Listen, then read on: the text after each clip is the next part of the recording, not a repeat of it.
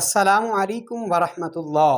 امید کرتا ہوں تمام سامعین و ناظرین خیر و عافیت کے ساتھ ہوں گے۔ اللہ جل جلالہ و عز برہانہ تمام کو دارین کی سعادت نصیب فرمائے۔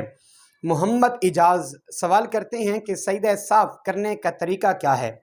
مثلاً ان کے پوچھنے کا مقصد یہ ہے، اگر کوئی شخص نماز کے اندر بھول جاتا ہے تو وہ سجدہ صاف جو ہے وہ کس طرح ادا کرے؟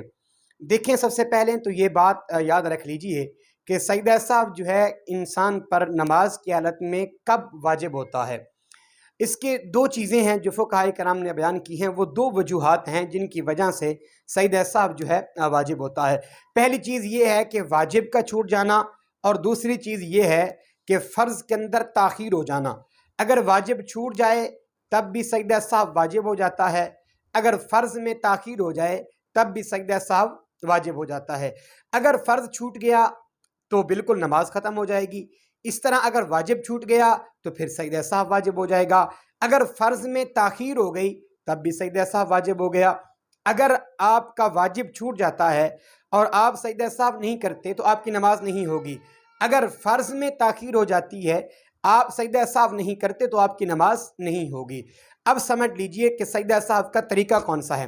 دیکھیں، آپ 4 رکعت والی نماز ادا کر رہے تھے، مثلاً ظہر کے 4 فرض ادا کر رہے تھے۔ آپ نے دوسری رکعت کے اندر بیٹھنا تھا، تشہد کی حالت میں اتحیات کو پڑھنا تھا، لیکن آپ بھول گئے، آپ تیسری رکعت میں کھڑے ہو گئے، چلے گئے، اور جب کھڑے ہو گئے تو آپ کو یاد آیا کہ میں نے تو بیٹھنا تھا، لیکن بیٹھ نہیں سکا، آپ مکمل کھڑے ہو چکے ہیں۔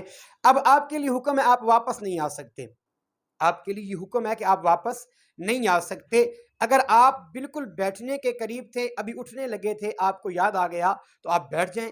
اگر آپ مکمل کھڑے ہو چکے تھے تو پھر آپ کے لیے حکم ہے کہ آپ کھڑے رہیں، آپ واپس نہ آئیں۔ واپس آنے کا حکم نہیں ہے۔ اگر آپ واپس آئیں گے تو پھر آپ جو ہے وہ قیام فرض تھا، آپ قیام کو چھوڑ کر واپس آئے ہیں، واجب کی طرف پلٹے ہیں، تو آپ کی نماز بالکل مکمل ختم ہو جائے گی۔ اب دوبارہ سمجھ لیجئے کہ آپ نے دوسری رکعت کے بعد بیٹھنا تھا، بیٹھے نہیں، لیکن آپ کھڑے ہو گئے۔ جب آپ کھڑے ہو گئے ہیں تو آپ کو یاد آ گیا کہ میں نے بیٹھنا تھا، تو آپ کا جو ہے یہ واجب ختم ہو گیا، آپ کا واجب چھوٹ گیا نماز کا، تو اب آپ پر سجدہ صاحب واجب ہے۔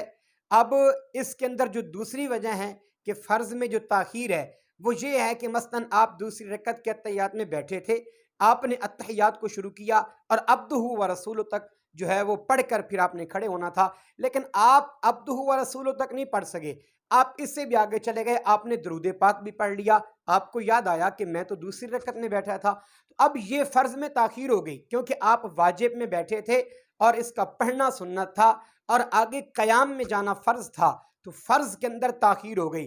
ان دونوں طرح سے آپ پر سجدہ صاف واجب ہو جائے گا۔